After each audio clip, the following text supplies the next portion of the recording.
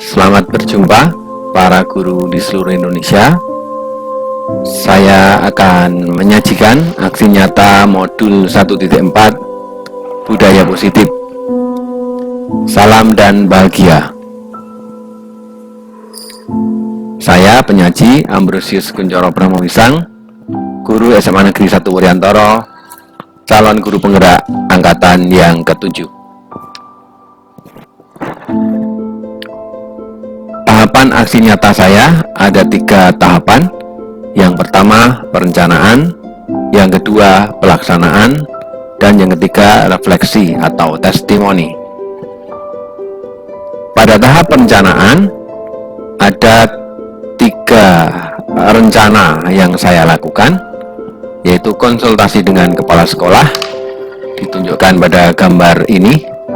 Kemudian konsultasi dengan ketua komunitas praktisi, dalam hal ini ketua MKMB Sejarah Kabupaten Wonogiri. Dan yang ketiga, yaitu diskusi dengan rekan sejawat. Pada tahap pelaksanaan, ada 3 bukti yang nanti saya sajikan, yaitu dokumentasi foto diseminasi, dokumentasi potongan video diseminasi, dan dokumentasi video full diseminasi. Ini adalah dokumentasi foto pada saat diseminasi pada komunitas praktisi, dalam hal ini kepada Bapak Ibu Guru anggota MKMB Sejarah Kabupaten Wonogiri.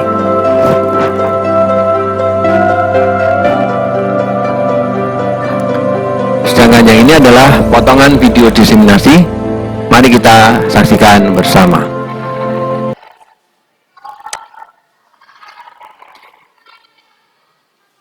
Rasanya mesake.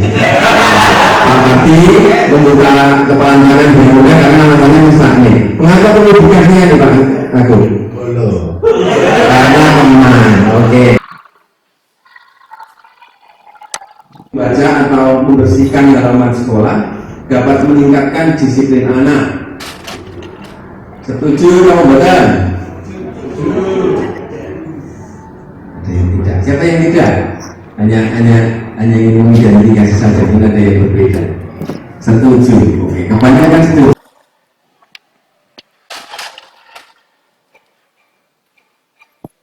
Dan ini video full diseminasi yang saya lakukan kepada Forum MKMB Sejarah Kabupaten Wonogiri. Mari kita saksikan bersama. Guru, salam dan bahagia. Assalamualaikum warahmatullahi wabarakatuh. Salam dan sejahtera, budaya, salam kebajikan, guru kita semua. Pada kesempatan siang hari ini, saya akan menyampaikan diseminasi, yaitu budaya positif. Ini dikembangkan oleh Kementerian Pendidikan, Kebudayaan, Riset dan Teknologi oleh Bapak Andri Noncat, Yani, kemudian Sampai Desa dan Ibu Murti Ayu Wijayanti. Saya penyaji Ambrosius Kuncoro Pramowisang, guru SMA Negeri 1 Wuryantoro, calon guru penggerak angkatan yang ke-7. Sebelum kita memulai, ada beberapa hal yang bisa sampaikan terkait dengan pertanyaan politik. Mohon nanti Bapak Ibu guru semua bisa memberikan jawaban sesuai dengan apa yang ada di benak kita semua. Yang pertama, hukuman dapat mendisiplinkan anak. Setuju atau buatan? Setuju. Ada yang tidak setuju? Ada. Bu Anggi tidak setuju. Mungkin bisa memberi argumentasi ketik.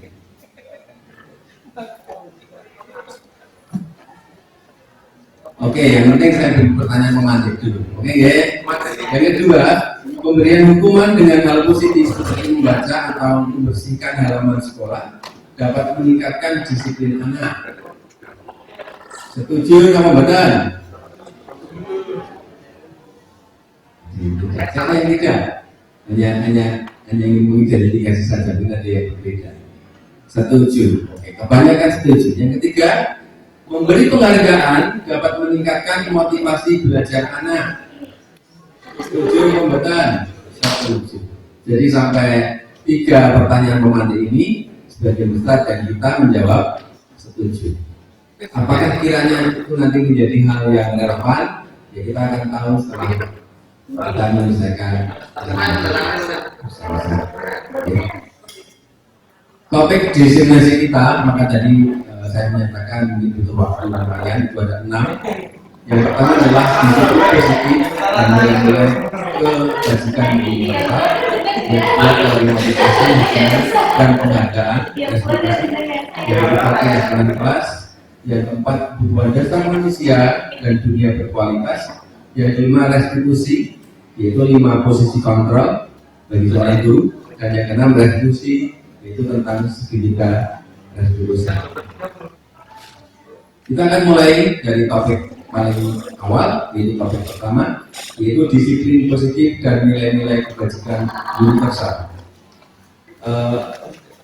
Ini kan rata-rata berpasangan dalam satu meja. Ya, mungkin barangkali dengan waktu 2-5 menit mencoba mempraktekkan sesuai dengan deskripsi yang ada di layar monitor. Saya bacakan biar jelas, yaitu kegiatan kepalan tangan. Ada A dan B, berarti misalnya Pak Arti dengan Pak Agung misalnya, ya, atau yang satu meja.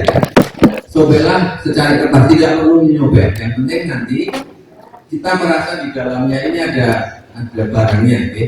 Tidak perlu menyobek. Tapi kalau mau menyobek boleh kan, tapi jangan menyobek makanan ini. Nanti kalau ditaruh di genggam malah hancur ya.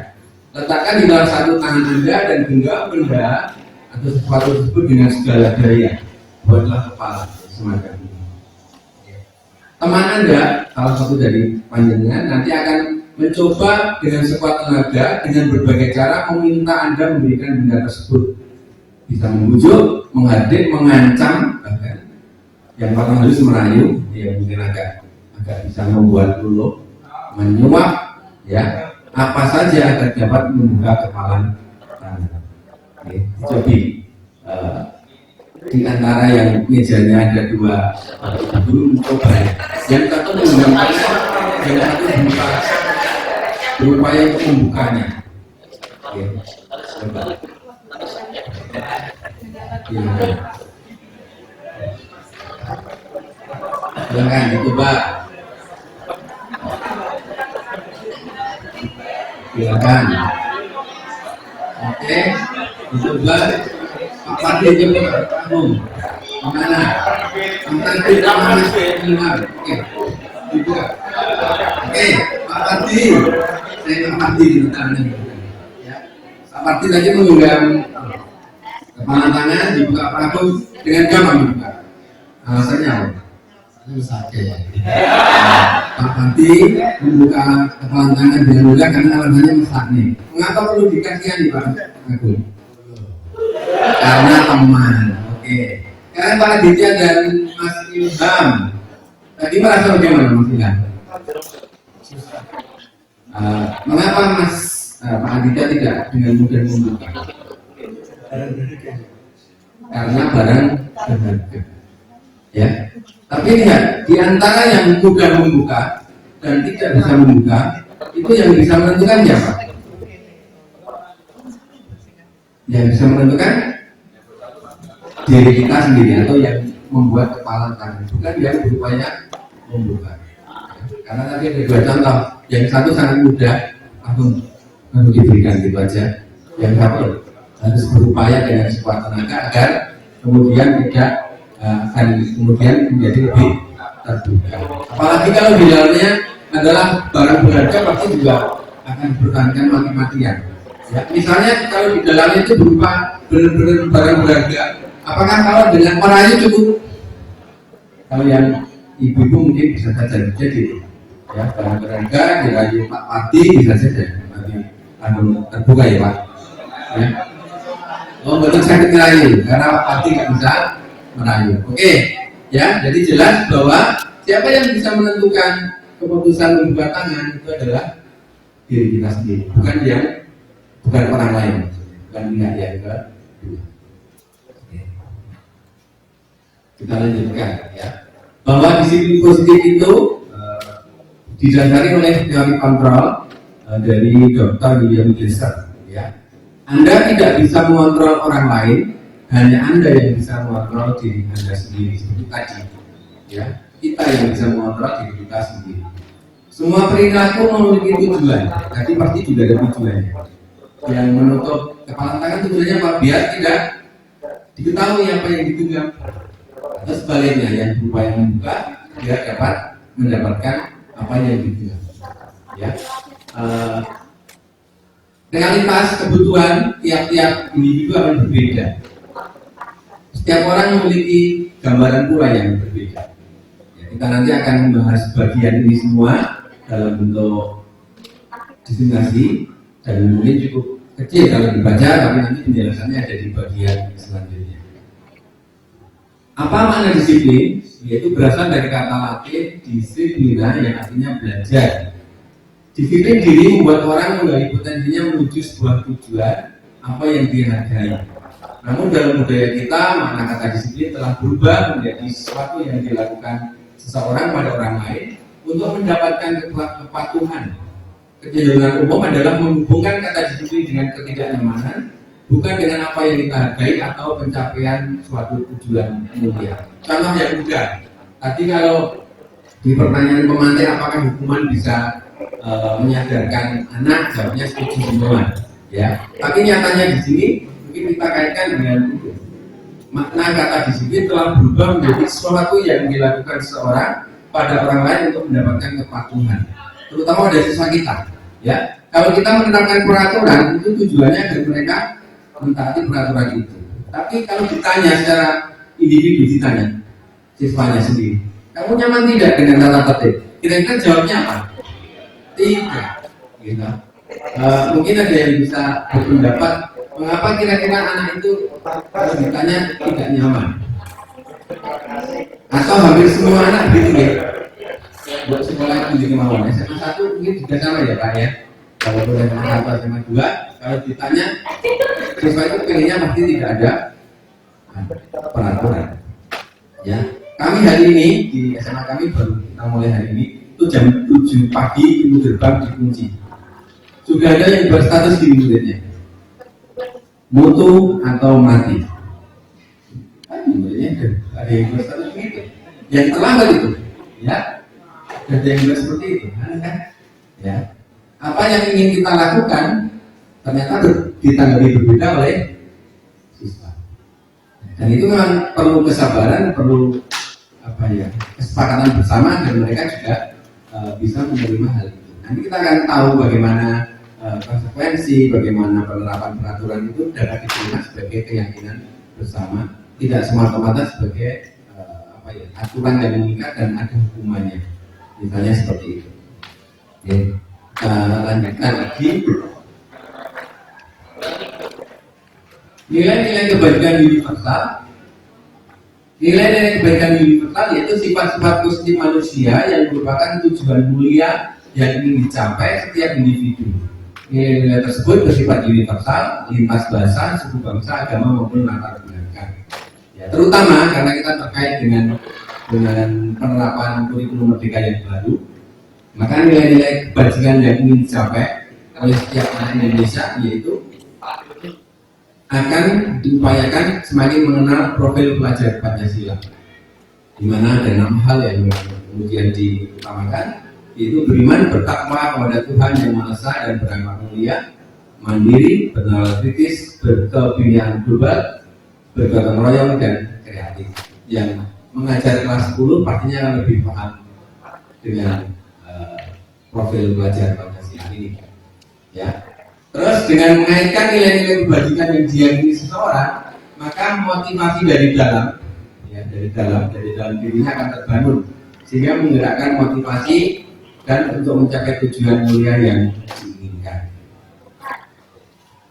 Tapi yang kedua, yaitu teori motivasi, hukuman, dan penghargaan serta restitusi. Pada teori ini kita akan tahu nanti apakah penghargaan dan hukuman itu memiliki dampak yang besar. Teori motivasi perilaku manusia itu kalau ada motivasi dari eksternal, itu misalnya untuk menghindari ketidaknyamanan atau hubungan, maka ada satu pertanyaan: apa yang akan terjadi apabila saya tidak melakukannya? Ya, berarti ada dampak, yaitu hukuman. Dia akan taat karena ada dorongan dari luar. Saya harus taat daripada saya dihukum. Kan berarti dari luar. Ya, karena ada aturan dari luar. Yang kedua, ada motivasi eksternal lagi untuk mendapatkan imbalan dari orang lain atau hadiah misalnya. Apa yang akan saya dapatkan apabila saya melakukannya? Contohnya yang mudah. Kalau saya juara kelas, maka saya akan mendapatkan penghargaan. Ya, itu sama. Dia menjadi juara karena salah satunya gain oleh penghargaan. Salah satunya ini. Nah, ini yang terkait dengan motivasi internal. Yang tadi terkait dengan disiplin positif, yaitu untuk menghargai diri sendiri. Maka di sana saya akan menjadi orang yang seperti apa bila saya melakukannya. Cukup berbeda maknanya pertanyaan-pertanyaan ini saat dikaitkan antara poin 1, 2, dan 3. Terutama yang poin 3 itu mungkin muatannya lebih dalam maknanya. Oke. Saya akan menjadi orang seperti apa bila saya melakukannya. Contoh, kalau itu timbul dari kesadaran diri sendiri, misalnya siswa itu belajar, ya, maka dia akan menjadi seperti apa? Dia akan menjadi pintar, dia akan menjadi lebih pandai, atau hasil belajarnya baik. Ya. Kalau dia dengan sungguh-sungguh melakukan aktivitas berlatih dalam bidang olahraga, hasilnya apa? Dia akan mendapatkan prestasi atau juara. Karena salah satu yang penting dari motivasi dari dalam dirinya. Ya, ini untuk teori motivasi perilaku manusia. Ini hanya sebagai tambahan, yaitu tentang arti kata merdeka menurut Belajar Dewantara. Merdeka itu artinya tidak hanya terlepas dari perintah, akan tetapi juga cakap buat pemerintah diri sendiri. Ya, jadi kalau kita sudah bisa mengelola diri dengan pemerintah diri sendiri, ya, tanpa harus merasa diwajibkan di negara lain, itulah arti merdeka menurut Belajar Dewantara. Nah, ini tadi yang terkait dengan hukuman. Bahkan penghargaan pun bisa sama dengan hukuman. Oke, kalau tadi kita nyatakan misalnya penghargaan selama ini kan ada persepsi yang keliru, juara diberi penghargaan. Ya, ternyata menurut teori-teori yang kita kemukakan tadi itu ada pengaruh atau tidak relevan. Ya, saya kemarin sama di sekolah saya ada penghargaan, ya. Terus karena di beberapa sekolah kami ada yang program guru penggerak, diganti ya menjadi apresiasi, ya, apresiasi, ya, diganti salah satunya diganti kalimat apresiasi siswa berprestasi, sudah selesai. Ya, terus dipanggil saja, ya, jadi panggil orang diberi apresiasi, karena penghargaan itu akan mempengaruhi jangka pendek dan jangka panjang. Misalnya apa? Dia akan merasa bangga, tapi ini sebentar. Ya, akan merasa dipuja juga hanya sebentar. Besok lagi pasti tidak. Penghargaan itu menghukum apa iya? Ya, karena dia nanti akan selalu harus melakukan hal yang sama untuk mendapatkan penghargaan lagi. Ya, apakah itu kiranya seperti rasa yang berhukum? Itu kembali pada diri masing-masing jadinya. Ya. Penghargaan itu tidak efektif. Kalau menurut teori seperti itu. Dan dipraktekkan selama ini pas sekolah kita sebelum kita mengenal hal seperti ini, pasti penghargaan itu diberikan karena ada sesuatu yang timbul dari para siswa. Ya. Penghargaan bisa merusak hubungan. Apakah iya? Ya. Misalnya dia tidak berprestasi lagi, apakah kemudian itu dianggap merusak hubungan? Bisa jadi. Ya, misalnya kita sebagai guru, kemudian ada siswa berprestasi, mungkin nilai sejarahnya tinggi, kemudian kita beri hadiah, kemudian suatu ketika nilainya jadi buruk. Itu kan sepertinya kemudian kita bisa saja sebagai bapak ibu guru, kita akan merasa berbeda hubungannya dengan siswa tersebut. Ya, kita sebentar karena ada adzan dan mungkin yang mau sholat dipersilakan. Nanti mau tolong kembali ke ruang ini. Oke, mana ini solo ya. Ini contoh dihukum oleh pelanggaran lagi. Oke mas, contoh dihukum oleh pelanggaran, yaitu penghargaan menurunkan kualitas, penghargaan mematikan kreativitas, penghargaan mengurangi motivasi intrinsik. Karena yang dipikir itu adalah kalau saya begini, saya akan mendapat ini. Ya, jadi tidak timbul dari dirinya sendiri.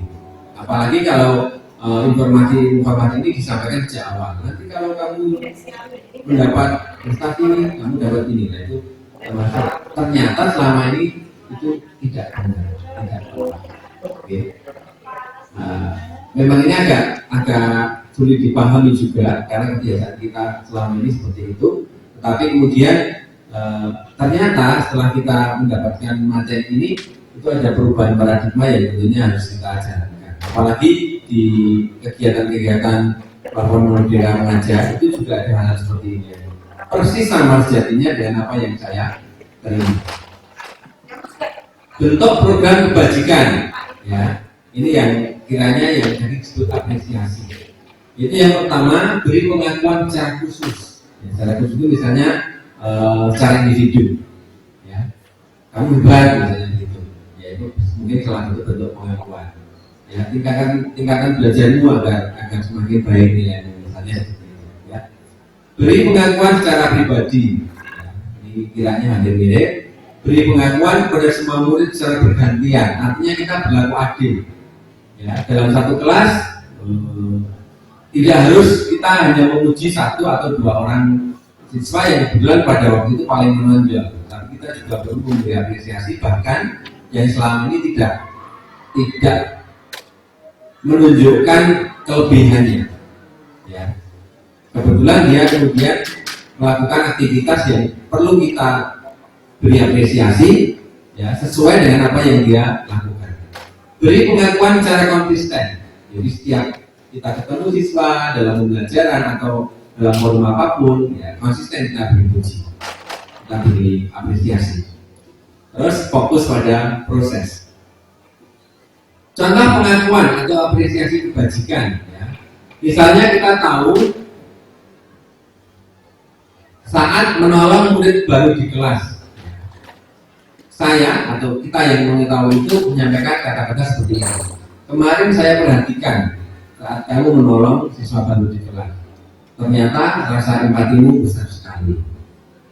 Ya itu, jadi terus kita tahu dia nolong, oke, jadi kamu nolong temanmu, ini saya traktir, ya, seperti itu. Oke. Terus misalnya lagi pada saat membantu teman-teman di tugas kelompok, kalimat yang mungkin bisa kita nyatakan itu saya menghargai kepedulianmu dalam kegiatan kelompok. Pada saat memungut kertas-kertas yang berserakan di lantai, kita memulainya dengan ucapan terima kasih untuk rasa tanggung jawab. Ya. Jadi memang ada hal yang memang kemudian perlu kita ubah, dan hal ini adalah paradigma kita terhadap upaya kita memberi apresiasi terhadap siswa. Coba ini kita cek bersama. Bapak Ibu guru tinggal menjawab saja, ya. Nanti kira-kira benar atau salah. Tak urutkan ya. Tak urutkan jadi Bu Ambar, Rapopo, ya, benar saja. Mencatat 100 kali di dalam buku kalimat, saya tidak akan terlambat lagi. Gara-gara karena dia terlambat sekolah itu dia disuruh mencatat 100 kali oleh gurunya. Itu termasuk hukuman atau konsekuensi. Termasuk konsekuensi, ya. Oke.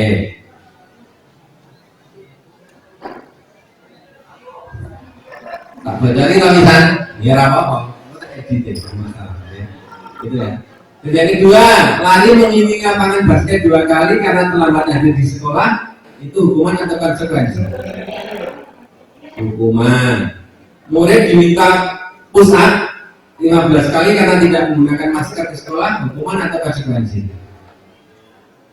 Konsekuensi menggantikan kertas tugas teman yang telah dicoret-coret apa? Hukuman? Hukuman. Membersihkan tumpahan air di meja tulis karena tersenggol pada saat belajar. Konsekuensi.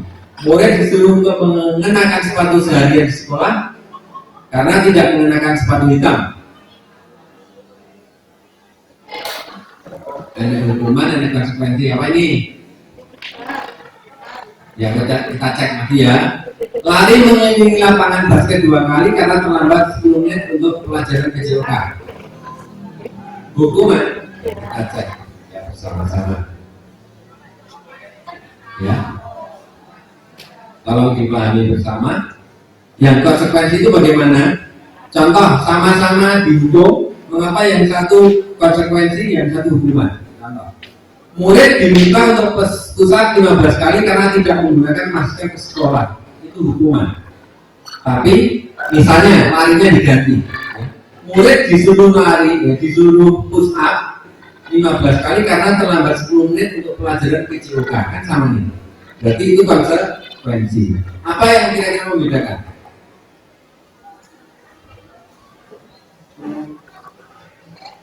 Apa yang kira-kira membedakan?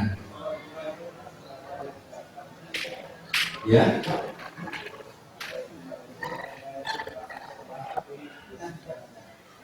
Menurut Pak Sudarto, hukuman itu aturan di sekolah tapi masih berbeda. Ya. Kalau menurut saya itu tadi sudah cukup jelas ya. Mengapa kalau yang push up atau lari 2 kali karena terlambat 10 menit untuk pelajaran PJOK termasuk konsekuensi bukan hukuman? Karena dilakukan di pelajaran olahraga yang memang salah satu mata materinya itu salah satunya ada lari, ya. Tapi kalau itu dilakukan di pelajaran sejarah, pelajaran kita, itu menjadi sebuah hukuman. Ya. Itu mungkin saya juga baru tahu. Waktu saya jawab ini ya salah habis jawabku. Bahasa terus salah. Ya. Nah itu biasanya kalau di sumite itu yang jawab bisik diri ya salah ya kayak gini. Ya, itu. Ada lagi tuh, membersihkan tumpahan air di meja tulis karena tersenggol pada saat belajar. Itu konsekuensi, jelas. Ya. Itu ya. Itu. Terus apa lagi itu? Murid disuruh untuk mengenakan sepatu seharian di sekolah karena tidak mengenakan sepatu hitam. Ya, jadi mungkin menggunakan sepatu yang lain. Mungkin ada kalimat yang salah itu disebut. Jadi kalau mencermati bahwa ini semua kita belajar bersama-sama bagaimana kita melakukan tindakan itu menjadi sebuah konsekuensi atau hukuman. Nanti di bagian akhir bisa ada mungkin tanya. Pak Jojo, boleh?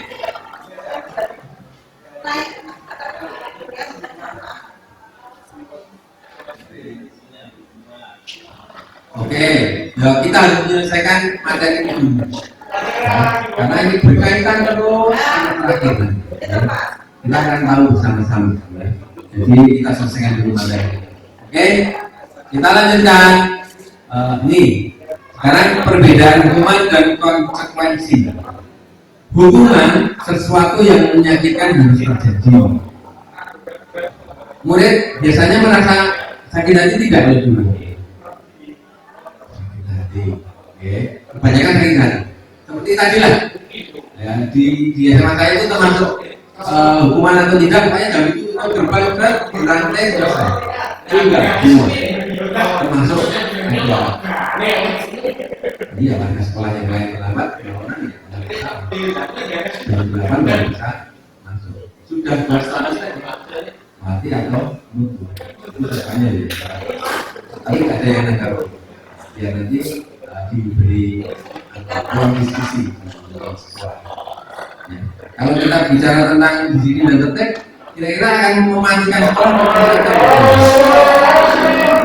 Logikanya meningkatkan juga. konsekuensi itu sesuatu yang harus terjadi. Jadi, hukuman itu paksaan, konsekuensi itu stimulus untuk tanggapan. Hukuman itu anak membenci kedisiplinan.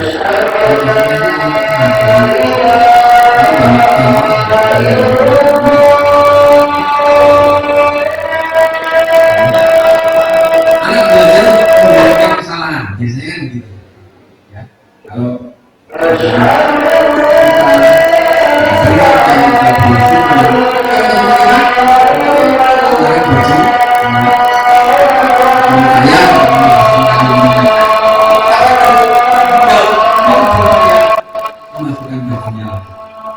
nanti kalau udah nggak ketemu kita lagi, keluar lagi. Biasanya seperti itu. Kalau konsekuensi, anak belajar untuk mengakui. Mungkin agak sulit. Tahu saat kita melihat praktek-praktek yang mungkin saya jalankan, mudah-mudahan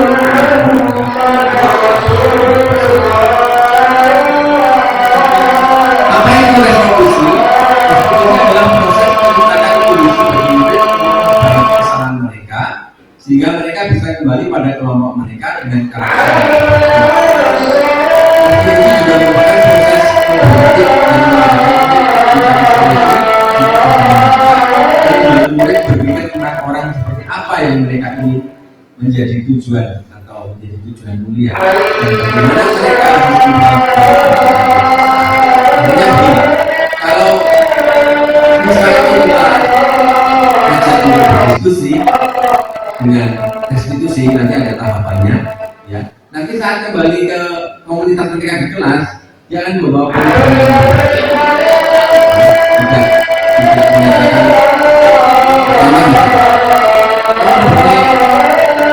mengeluarkan baju ya, tapi dia akan lebih sadar dia yang kemudian bisa melalui di komunitas bisa kecil, bisa kelas atau mungkin malah juga dalam satu sekolah. Ini ya terkait dengan hukuman dan konsekuensi. Hukuman itu disebut sebagai identitas tindakan. Jadi salah satunya sesuatu yang menyakitkan harus terjadi. Murid akan tersakiti, ya. Terus peraturan itu adalah kamu harus begini, kamu harus begitu. Murid akan membenci peraturan. Kalau konsekuensi sesuatu harus terjadi, ya. Murid anak dibuat tidak nyaman. Murid anak menghormati peraturan. Ini netral, masih di tengah-tengah. Jadi yang sering kita jalankan seperti ini. Terus kalau menggunakan restitusi, maka restitusi itu merupakan pilihan. Pilihannya apa? Pilihan siswa dengan guru dalam menyelesaikan masalah. Ya. Murid akan mendapatkan penguatan, masalah akan terpecahkan. Ya. Murid atau anak menghormati dirinya dan orang lain. Sekali lagi, ini adalah beberapa contoh tindakan ataupun konsekuensi atau dampak dari hukuman, konsekuensi itu sendiri dan restitusi. 9 ciri-ciri restitusi, bukan untuk menembus kesalahan, namun untuk belajar dari kesalahan. Ya, jadi kalau kita menyelesaikan suatu masalah anak, itu bukan semata-mata selesai masalahnya, berarti ya kita nggak punya salah lagi, tapi belajar dari kesalahan yang dibuat. Memperbaiki hubungan, biasanya kalau kita menghukum, kan pasti kita marah, mungkin dengan kata-kata kasar. Otomatis hubungan kita dengan siswa bisa saja menjadi renggang. Tetapi dengan restitusi kita memperbaiki hubungan. Ya. Restitusi adalah tawaran, bukan paksaan. Restitusi menuntut untuk melihat di dalam diri. Restitusi mencari kebutuhan dasar yang mendasari tindakan. Restitusi adalah cara yang paling baik. Restitusi fokus pada karakter, bukan tindakan. Restitusi fokus pada solusi yang penting. Ya, yang maka di garis bawah, ya, bahwa dalam satu masalah itu yang penting dicari solusi bersama. Jadi tidak dalam konteks solusinya tidak. Oke, kita tanya siswa itu baik-baik. Contohnya misalnya begini, kamu tahu yang kamu lakukan ini, dia akan menjawab iya Pak. Kalau melanggar ya, apa yang kamu lakukan melanggar tidak menggunakan seragam. Apa yang harus kamu lakukan? Ya, itu namanya mencari solusi, tidak langsung melakukan hukuman. Apa yang harus kamu lakukan? Ya saya besok menggunakan seragam. Terus dilanjutkan lagi. Apa konsekuensinya kalau besok kamu tidak menggunakan seragam? Misalnya begitu. Saya kebetulan ada kasus ya, anak waktu masuk itu rambutnya seperti giring biji. Nah, IPS cuma berubah ini. Sampai pada wali kelas itu sudah 3 hari berturut-turut mental. Jadi kalau wali kelasnya tidak ngajar, ya dia rambutnya dibuat seperti giring itu.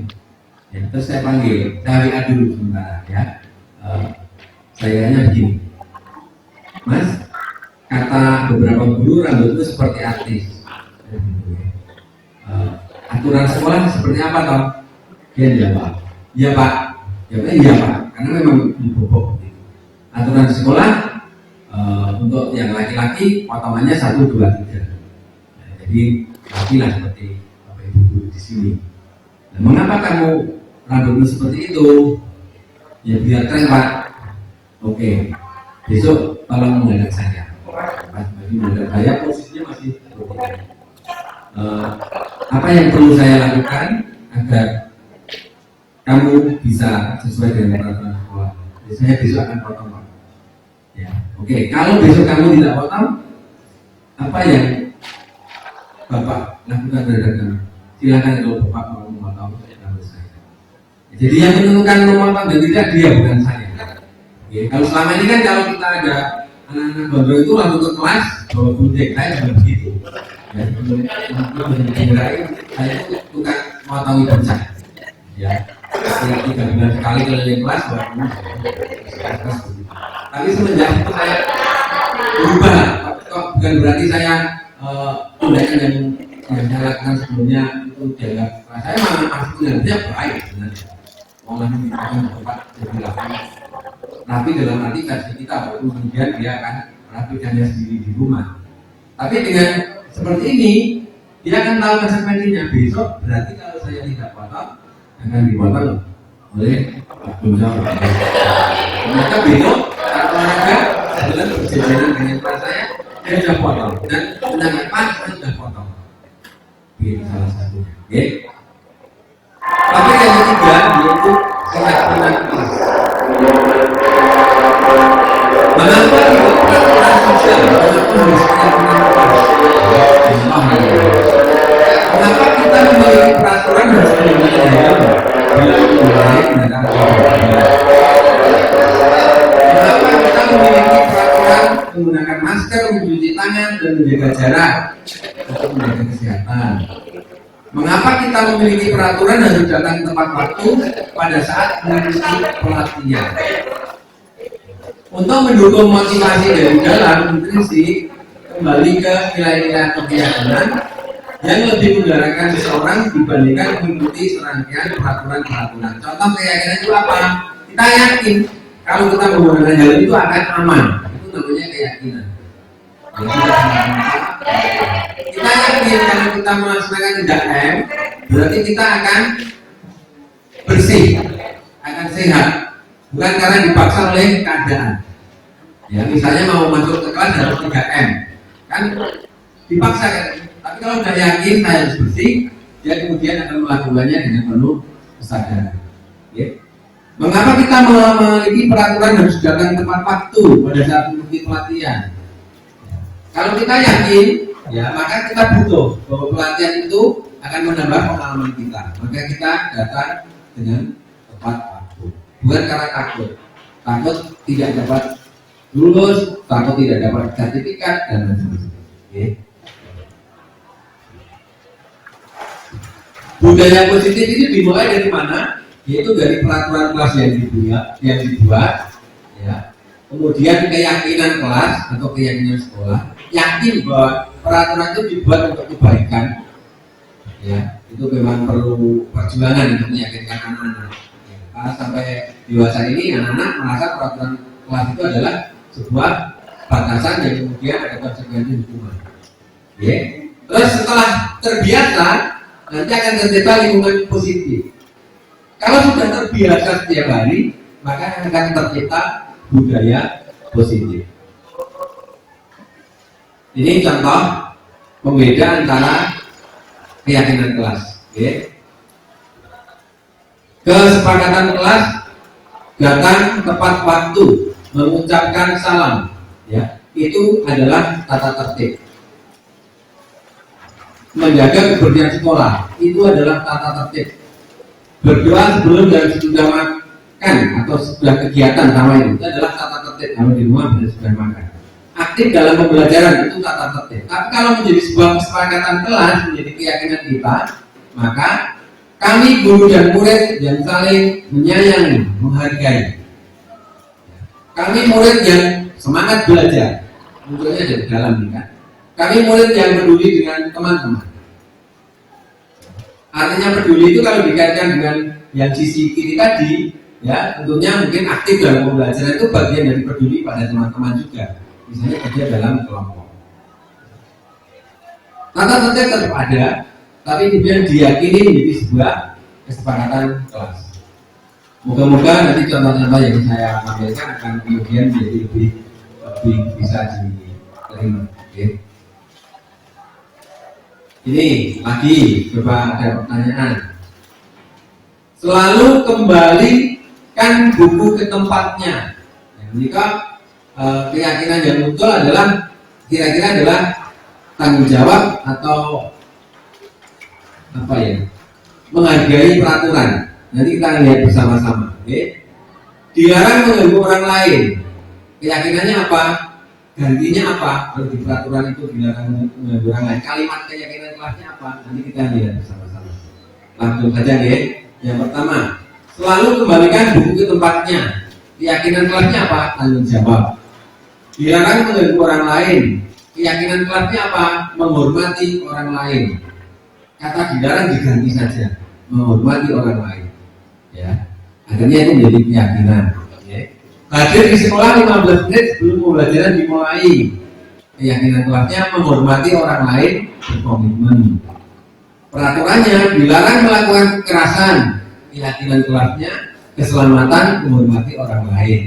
Peraturan kelasnya di tata tertib kita pasti ada ini. Dilarang menggunakan narkoba. Ya. Keyakinan kelasnya menjaga kesehatan. Gunakan masker. Keyakinan kelasnya menjaga kesehatan. Jangan berlari di kelas atau koridor. Keyakinan kelasnya kita jaga keselamatan dan keamanan. Ya, itu beberapa hal yang mungkin paradigma yang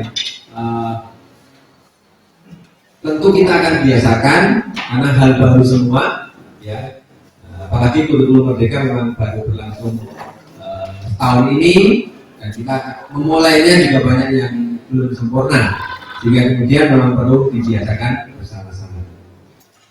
Sekarang topik yang keempat, kebutuhan dasar manusia dan dunia berkualitas.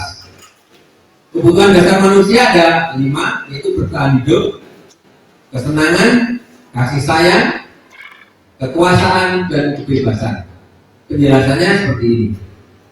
Kebutuhan bertahan hidup adalah kebutuhan yang bersifat fisiologis untuk bertahan hidup, misalnya makanan, pakaian, istirahat, tempat berlindung, keamanan, dan kesehatan. Secara sederhana itu dapat dipenuhi dengan makan, tidur, olahraga, dan pendidikan perlindungan. Setiap individu sama, tidak hanya guru, siswa juga sama. Ya. Ini harus terpenuhi dulu. Yang kedua, kasih sayang dan rasa yang diterima. Kebutuhan ini termasuk kebutuhan psikologi seperti rasa diterima, dipedulikan, berbagi, bekerja sama, disayang, menyayangi. Kebutuhan akan hubungan dan koneksi sosial. Kebutuhan untuk terhubung dengan orang lain, teman, keluarga, dan seterusnya. Kebutuhan ini biasanya dapat dipenuhi melalui ketulusan, kehangatan hubungan dengan keluarga, teman-teman, guru, atau komunitas yang lain. Ya. Intinya ini relasi yang baik di antara komunitas atau antar individu. Terus yang ketiga, kekuasaan dan penguasaan. Kebutuhan ini berhubungan dengan kekuatan seseorang untuk mencapai sesuatu, menjadi kompeten, menjadi terampil, memimpin, berprestasi, diakui dan didengar. Kebutuhan ini meliputi harga diri, keinginan untuk dianggap dan meninggalkan pengaruh.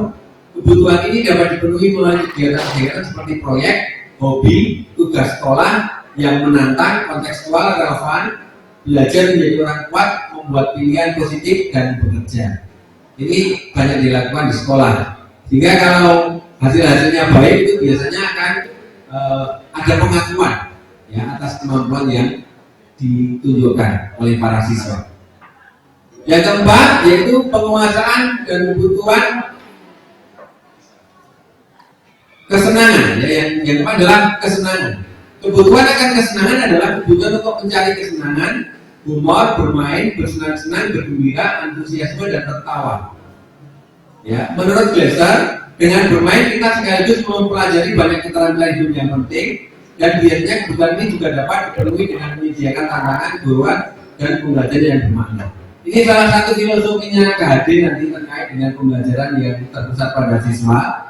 Maka seringkali kita menggunakan metode-metode pembelajaran yang menyenangkan, yang menggembirakan, sehingga dalam proses pembelajaran para siswa merasa nyaman dan betah. Ya, upaya-upaya seperti ini akan terus dilakukan setelah kurikulum merdeka itu dijalankan. Yang kelima, topik yang kelima adalah 5 posisi kontrol. Ya. Ada 5 posisi kontrol kita sebagai guru. Yang pertama adalah penghukum. Dan nanti kita kira-kira selama ini posisinya sebagai apa. Yang kedua, membuat orang merasa bersalah. Yang ketiga, sebagai teman. Yang keempat, sebagai pemantau. Dan yang kelima, sebagai manajer. Misal, contoh, sebagai penghukum. Kalau kita sebagai guru ya, menghardik, menunjuk-nunjuk, menyakiti dan menyindir. Ternyata itu kita berposisi sebagai penghukum. Kita pernah menyindir siswa? Pernah. Menghukum? Sering. Menghardik? Keluar sana misalnya. Misalnya ada rame, belum keluar? Pernah. Itu ternyata kita posisinya sebagai penghukum. Ya. Terus membuat orang merasa bersalah. Ya. Misalnya contoh, ada rame atau ada apa di kelas kita mengatakan seharusnya kamu begini, ya, kamu seharusnya melakukan ini. Itu ternyata bagi siswa itu kita berposisi sebagai pembuat orang merasa bersalah. Oke, itu dampak yang muncul mestinya siswa atau orang lain menjadi merasa enggak. Ya, penghukum itu dampaknya adalah mengurangi kesalahan. Ada yang sekali dihukum kapok siswanya. Biasanya kalau yang sering melakukan pelanggaran ya itu saja, tidak pernah kapok. Okay. Saat kita berposisi kontrol sebagai teman, ya, membuatkan alasan-alasan untuk muridnya. Okay. Misalnya guru berkata, ayo lakukan dengan ibu. Ya. Masa kamu tidak mau? Ingat ibu tidak pernah bantu apa? Atau saya sedang sakit, mari kita ikut pelajaran saya dengan baik. Itu berarti kita sebagai teman. Ya. Atau saat kita meninggalkan tugas, kemudian saya seringkali memberi hadiah pada kamu atau apresiasi pada kamu. Maka ikuti pelajaran saya dengan baik walaupun saya tidak ada di kelas. Itu berarti posisi kita sebagai teman. Okay. Terus posisi kontrol sebagai pemantau. Ya. Pemantau itu yang bertanya kalau ada pelanggaran. Peraturannya apa toh? Bukan melanggar, itu pemantau. Ya. Apa yang diinginkan oleh materi ini bahwa kita diupayakan menjadi posisi kontrol manajer. Ya. Jadi upayanya kita itu menjadi posisi kontrolnya manajer. Ya. Dengan cara apa? Yaitu dengan cara mengajukan beberapa pertanyaan-pertanyaan sebagai bagian dari 3 restitusi. Nanti kita akan melanjutkannya di bagian akhir. Misalnya begini, apa yang kita yakini, apa yang bisa kau kerjakan untuk memperbaiki masalah ini? Seperti yang saya tadi katakan, misalnya ada orang siswa yang berambut gondrong, apa yang akan kami kerjakan? dengan posisi rambutmu yang tidak beraturan itu? Dia pasti akan menjawab, akan saya rapikan, kan begitu. Terus apa konsekuensinya kalau besok tidak rapi? Dia pasti akan melanjutkan lagi jawabannya. Besok bapak silakan potong rambut saya. Artinya saat kita melakukan tindakan itu besok sudah tidak menjadi sebuah hukuman karena sudah menjadi kesepakatan dengan siswa tersebut. Tapi saat ada rambut gondrong kita datangi langsung dipotong, itulah bentuk hukuman. Ya, ini yang sama-sama memotong rambut, tapi prosesnya yang berbeda. Ya, sama-sama memotong rambut, tapi prosesnya yang berbeda. Itu yang kemudian membedakan antara posisi manajer dengan posisi yang lain. Ya. Ini ya contoh-contohnya. Saya kecewa sekali dengan kamu.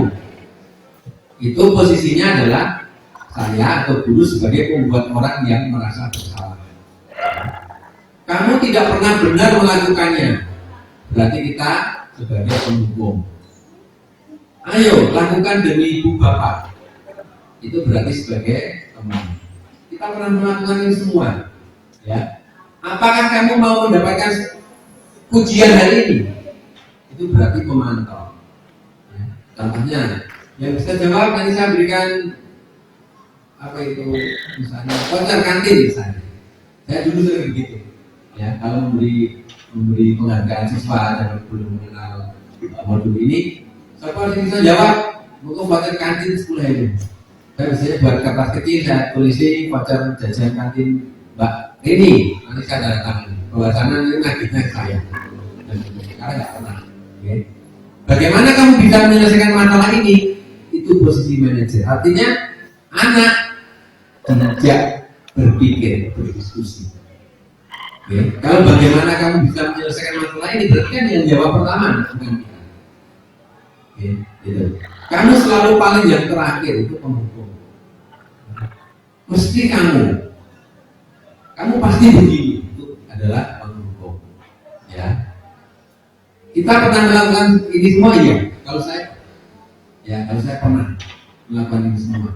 Tapi yang poin bagaimana kamu menyelesaikan masalah ini, ya baru-baru saja ini. Ya. Saya itu kalau nanti tanya yang punya teman SMA Oriental, kalau ada pelanggaran siswa itu, saya itu paling dikenal, ya. Keluar kata-kata kasar. Sampai kemarin ada yang bilang, Pak, saya ini sabar dulu Pak. Biasanya berbingatan untuk AB. Benar itu saya. Ya, tanggung-tanggung kalau saya bilang kata tersebut. Tapi sendirian, nggak pernah bergerombol. Sendirian, saya pastikan dia nggak bawa handphone. Wes Pak, besok isinya tak rampung. Benar itu. Tapi sekarang tidak. Ya. Ya mungkin buat dari saya mengikuti materi budaya positif ini saya nggak tahu. Ya, atau dipaksa ya, karena kan dipaksa untuk seperti itu. Ya, karena sudah dipaksa kan akan terpaksa dan terbiasa. Oke. Jadi ya, kalau peraturan komando dan semacamnya itu konsekuensinya adalah hadiah penghargaan. Tapi kalau manajer itu adalah konsekuensinya sama-sama memperbaiki. Ya, antara guru dan siswa. Topik yang terakhir yaitu segitiga restribusi. Ya, ini gambar segitiga restribusinya, penjelasannya di sini. Ya. Yang pertama yaitu menstabilkan identitas. Tujuannya membuat anak yang merasa gagal karena berbuat salah menjadi positif terhadap dirinya. Contoh, guru berkata, berbuat salah itu hal yang manusiawi. Tidak ada manusia yang sempurna. Bapak Ibu juga telah membuat salah. Kita pasti bisa menyelesaikan permasalahan ini. Bapak Ibu tidak tertarik untuk mencari tahu siapa yang benar, siapa yang salah. Bapak Ibu guru lebih tertarik untuk menyelesaikan masalah. Kalau kamu menyalahkan dirimu sendiri terus-menerus, apakah kamu bersikap baik pada dirimu sendiri? Ini upaya menstabilkan identitas siswa tersebut yang dalam tanda kutip siswa itu memiliki masalah, ya. Terus validasi kebutuhan, ya. Membantu murid mengenali kebutuhan dasarnya. Jadi ada kebutuhan dasar ada beberapa, misalnya salah satunya bertahan hidup, salah satunya ya. yang ingin dipenuhinya ketika melakukan kesalahan. Contoh kalimatnya, kamu bisa saja melakukan hal yang lebih buruk, tapi kamu tidak melakukannya kan? Dalam satu kasus misalnya ada apa ya, kata-kata keras antar siswa, bisa saja salah satu memukul. Terus kita selesaikan dengan kalimat ini. Kamu tadi bisa melakukan lebih dari itu, tapi kamu tidak melakukannya apa? Memukul. Kita berikan apa ya, penguatan agar tahu bahwa peristiwa itu kemudian merupakan bagian dari validasi peristiwa. Kamu pasti punya alasan mengapa melakukannya. Maukah kamu belajar cara lain untuk mendapatkan yang bukan tanpa itu? Apakah kamu bisa melakukan dengan baik, lebih baik lagi besok? Jadi memang agak apa ya, agak perlu proses kita mengerti ini. Nah, tapi moga-moga sedikit banyak akan menambah pengalaman kita bersama-sama. Terus menanyakan keyakinan. Guru berkata, apa nilai yang kita percaya di kelas atau di sekolah kita? Misalnya, salah satunya memakai baju dengan cara memasukkan baju ke dalam pertanyaannya seperti itu. Ya. Nilai-nilai universal apa yang telah kita sepakati? Kelas yang ideal itu seperti apa? Misalnya ada yang menjawab, kelas ideal itu adalah kelas yang nyaman, yang menarik, yang kompak. Berarti kita harus menanyakan keyakinan itu kepada kita. Bagaimana caranya? Jadi bukan kita yang menentukan. Apa yang kamu rasakan ketika kamu melakukan itu? Kamu menjadi orang seperti apa dalam menyelesaikan masalah? Nanti kita ambil contoh melalui video. Ini contoh-contoh kalimat yang bisa kita sampaikan ke siswa jika kita menemui masalah pada siswa. Misalnya, apakah kamu ingin berbuat lebih baik? Apakah kamu yang lakukan ini sudah sesuai dengan aturan? Apakah yang bisa saya bantu agar kamu bisa melakukan? Ini beberapa kalimat untuk membantu siswa menemukan keyakinannya, ya, terhadap apa yang akan dilakukan. Ini dokumentasi pengalaman saya dalam menyelesaikan sebuah kasus. Saya akan membacakan deskripsinya. Nanti ada videonya, kita lihat bersama-sama. Ya. Dokumentasi pengalaman penyelesaian kasus dengan restitusi dan korupsi kontrol manajer. Ketika saya sedang mengajar, saya melihat seorang siswa laki-laki bernama Ivan menarik ballpoint dan mengganggu teman satu mejanya bernama Ridwan yang sedang mengerjakan tugas. Ridwan terlihat emosi pada Ivan. Hal ini tentu membuat saya terkejut dan ingin marah karena kesal dengan ulah mereka. Mereka itu termasuk di dalamnya Ivan. Saat saya mendekat ke meja Ivan, dia ternyata tidak menggunakan sepatu hitam polos seperti yang tertera di peraturan sekolah. Saya memperhatikan sepatu Ivan yang berwarna hitam, bergaris putih dan bertali putih. Saya bertanya kepada Ivan tentang sikapnya terhadap Ridwan dan juga bertanya tentang sepatunya.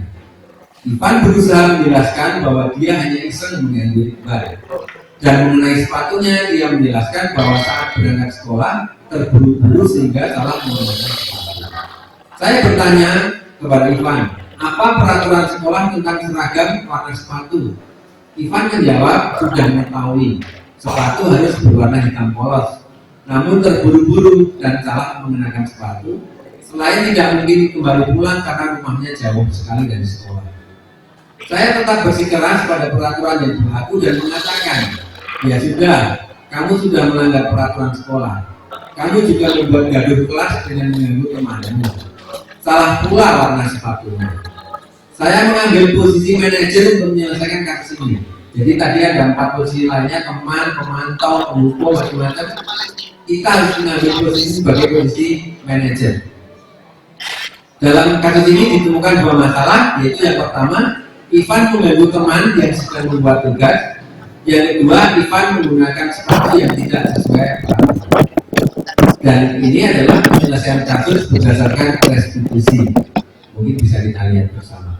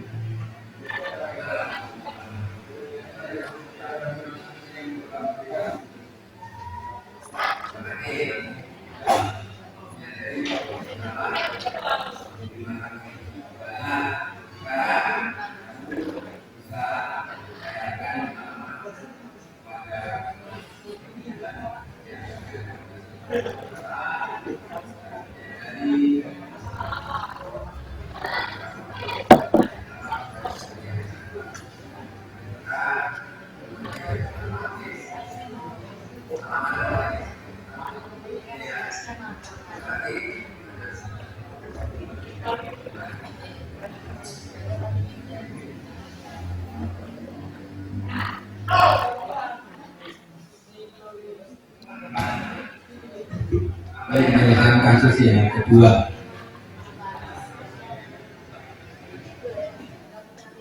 Ya, ini penyelesaian kasus yang kedua. Kita bisa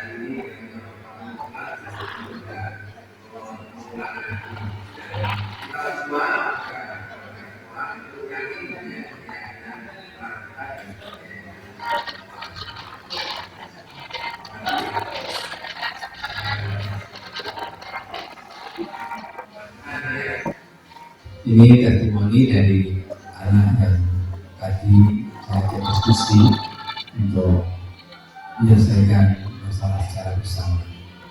Assalamualaikum warahmatullahi wabarakatuh. Saya Iman Saputra dari kelas 9 3 SMA Negeri 1 Wuryantoro. Saya kemarin telah melanggar keyakinan kelas yang disebut sehingga untuk memberikan penerapan langkah segitiga restitusi. Menurut saya, langkah segitiga restitusi membuat saya nyaman karena Pak Gubernur menuntut saya untuk mengakui kesalahan saya dan saya sendiri yang membuat solusi terbaik untuk masalah yang saya buat. Dampak dari segitiga restitusi ini, saya merasa lebih bertanggung jawab pada diri saya sendiri dan melatih saya untuk selalu jujur dan mengakui kesalahan saya. Begitu juga saya merasa senang karena saya dapat mencari solusi terbaik untuk masalah yang saya buat. Terima kasih Pak Gubernur atas tuntunannya. Sekian dari saya. Wassalamualaikum warahmatullahi wabarakatuh.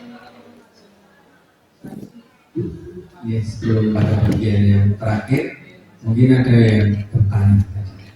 Saya bersemangat. Dan mudah-mudahan saya bisa. Pak Udodo ceritanya enggak? Oke Pak. Betul sih Pak. Jadi kita refleksi bersama dan perlu nanti direfleksikan hal baru apa yang mengubah paradigma kita setelah saya mendapatkan materi budaya positif tadi. Oke.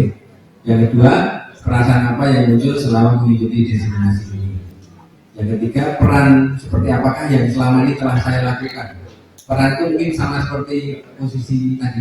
Apakah saya itu pendukung, apakah itu pemantau, apakah saya itu teman, ya, atau saya telah mendukung saja.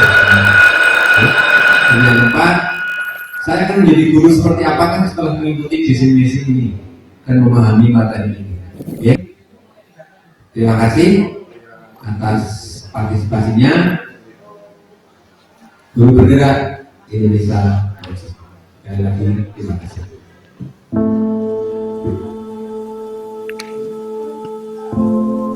Demikian tadi video full diseminasi yang saya lakukan. Sekarang kita tiba pada langkah yang ketiga dari aksi nyata saya, yaitu refleksi. Refleksi ada dua, yaitu refleksi pertama dari Pak Arno Widianto, Sekretaris MGMP yang juga merupakan guru SMA Negeri 1 Wonogiri. Setelah nanti ada Pak Aditya yang juga anggota MGMP sekaligus guru SMA Negeri 1 Purwantoro. Kita akan saksikan bersama. Assalamualaikum warahmatullahi wabarakatuh. Terima kasih kepada Bapak Ambrosius Kuncoro Brahmawisan CGP Angkatan 7 dari SMA Negeri 1 Wuryantoro yang telah melakukan diseminasi kepada kami anggota MGMP Sejarah Kabupaten Wonogiri. Ada beberapa hal yang perlu kami sampaikan. Yang pertama, tentang paradigma baru pendidikan di Indonesia.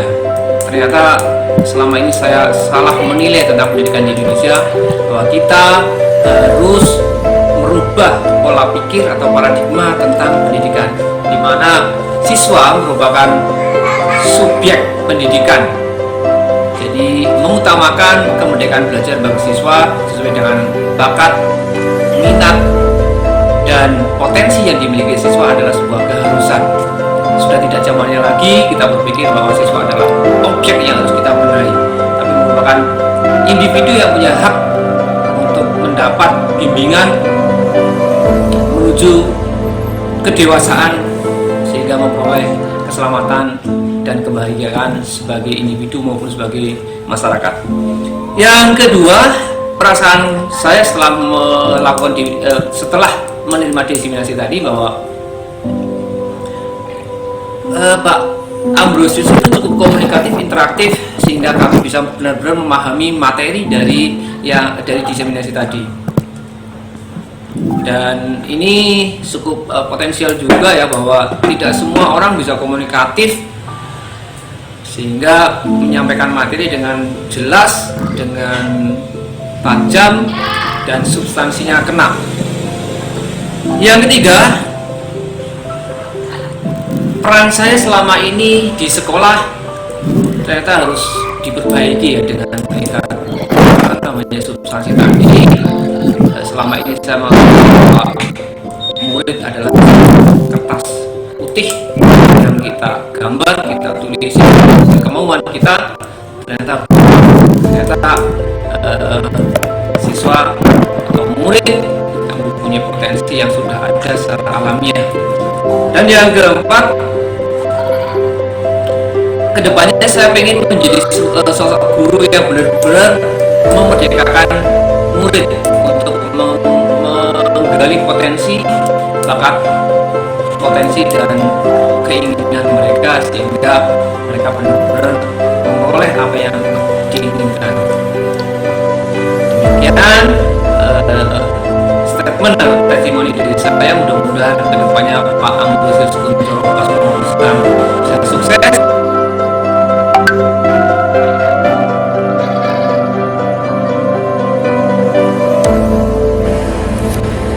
Assalamualaikum warahmatullahi wabarakatuh. Saya Aditya Pradana. Sedikit testimoni atau refleksi setelah mengikuti diseminasi calon guru penggerak Bapak Kuncoro, kan ya. Yang pertama, hal baru yang mengubah paradigma saya yang saya dapatkan ya, yaitu lebih mengetahui berbagai macam peran guru ya, dan bisa memilih peran guru yang paling sesuai dengan kondisi zaman atau seperti saat ini, dan juga bisa memetakan nih peran guru yang paling ideal yang seperti apa. Kemudian yang kedua, perasaan yang muncul selama diseminasi ya. Nah, selama diseminasi itu membuat otak saya semacam memutar kembali ingatan-ingatan saat belajar, saat mengajar di kelas gitu kan ya, serta mengingat-ingat berbagai kesalahan yang pernah saya lakukan. Nah, dari situ timbul ya rasa semangat untuk melakukan berbagai macam perubahan, karena sudah mungkin melakukan berbagai kesalahan dan lain sebagainya. Yang ketiga, peran yang sudah saya lakukan selama ini. Dulu awal-awal mengajar nih ya, saya pernah menghukum siswa yang melanggar, misalkan masuk kelasnya terlambat dan seterusnya. Tapi ya efeknya itu kurang bagus, tidak jerah, tapi hanya semakin membuat masalah baru. Nah, setelah itu ya, saya mulai menerapkan peran guru sebagai motivator ketika siswa kurang semangat belajar dan seterusnya, dan menjadi guru sebagai teman belajar dan juga fasilitator bagi murid gitu kan ya. Jadi sebagai guru yang menyampaikan ilmu tidak, tetapi bagaimana caranya kita dekat dengan murid supaya mereka nyaman dulu dengan kita ya. Dengan guru barulah kita belajar bersama-sama gitu. Nah, yang poin yang keempat, yang terakhir, saya akan berusaha menjadi guru yang bijak gitu ya, menerapkan berbagai macam model dan metode pembelajaran yang sesuai dengan karakter dari murid gitu. Tidak menjadi guru yang suka menghukum ya, namun membuat aturan kelas dengan kesepakatan bersama nih, antara guru dengan murid nih. Dengan begitu harapannya bisa menjadi guru yang bijak, dan peserta didik pun atau murid pun nyaman serta dapat mengembangkan potensinya masing-masing secara maksimal. Demikian dapat kami sampaikan. Ini tadi refleksi atau testimoni dari dua rekan, yaitu Pak Retno Widianto SPD dan Pak Aditya Pradana SPD. Demikian penyajian aktif nyata modul 1.4 budaya positif.